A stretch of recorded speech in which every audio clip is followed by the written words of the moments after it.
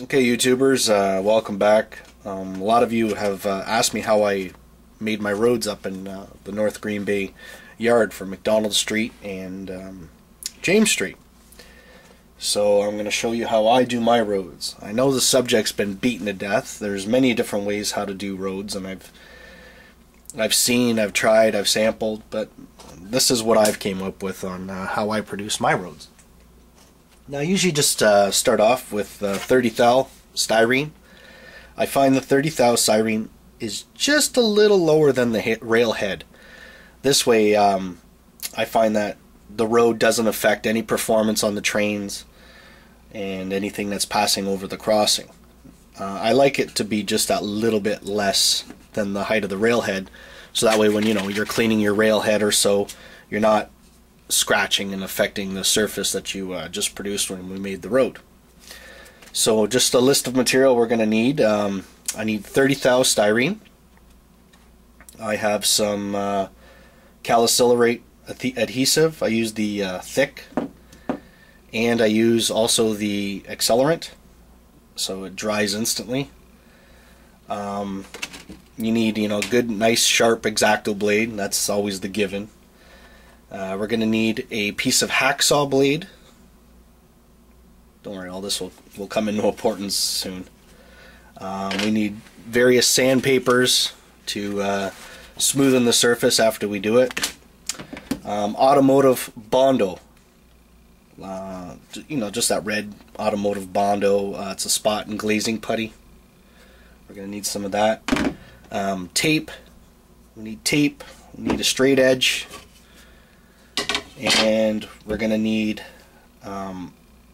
black rust armor coat paint. Any kind of paint would work, like Tremclad, whatever your automotive primer. I prefer black, but you'll see why we do this in a while. Also, I don't have any with me, but we're also going to need a gray gouache, but we'll go into that. I'll probably have to do these in a few steps, these videos. So just starting on the road, what I do is I cut the road to the width of the highway that I need. How I just did this, I just got two HO scale cars. I put them side by side and just judging what looks good and to the size that we need. I went with 3-inch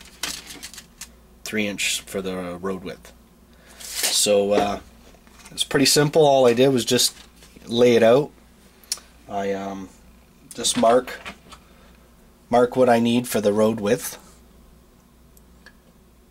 and for where the rail will clear. Now you don't have to be precise with this at all, but just mark your ends, get your straight edge, whatever you need, cut the line, snap it off, and then glue it in place.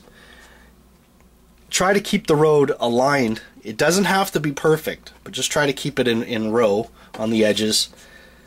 You'll see why it doesn't have to be perfect and all that. We're going to fix all that up with the glazing and the spot putty later. But just simple. We'll just keep it quick and easy, and I'll show you how you do that. Then you just cut for each crossing.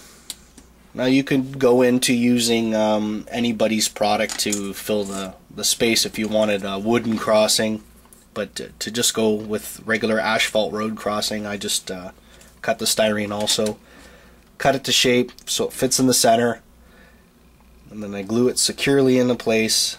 Then what I usually do is with the hacksaw blade. The hacksaw blade is the perfect flange width for any rolling stock, and then all I do is just pass it along, just to make sure I have a proper clearance for the flange weight, and then I take my NMRA gauge and go through. I usually pre-ballast my track before I do this, but I did this section right here to show you can do it either way. I have it ballasted for the sections that are already complete, and I left this section unballasted, so either way it doesn't matter what we got to do.